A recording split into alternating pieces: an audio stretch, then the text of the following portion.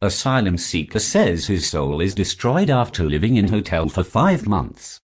Zareth, 25, doesn't get out much. He doesn't have much of a choice. After applying for asylum when he arrived in the UK by plane last year, Zareth was placed in a small hotel 5 months ago. It's felt like a lifetime, he says. I am literally in the middle of nowhere. It's a glorified prison.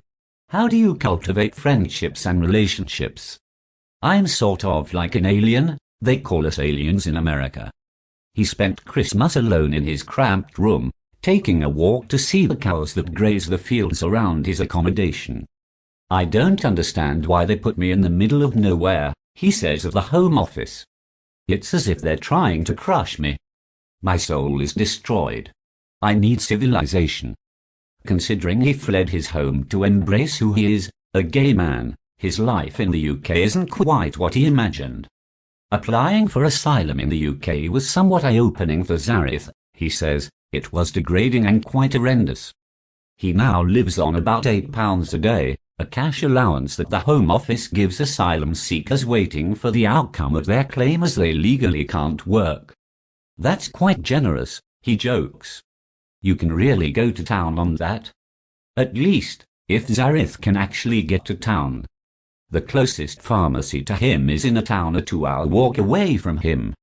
He once walked 6 hours to get to Manchester just to get a drink, have a dance and meet other queer people at an LGBTQ+ nightclub. Birds and fish migrate as well to better places to feed and live, Zareth says.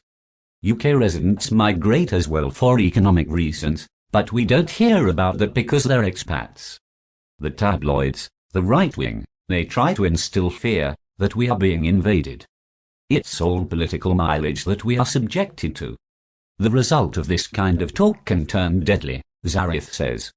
For now, as he passes the time in his hotel room and thinks about all the things he's missing now in his life is on pause, Zareth has time to think.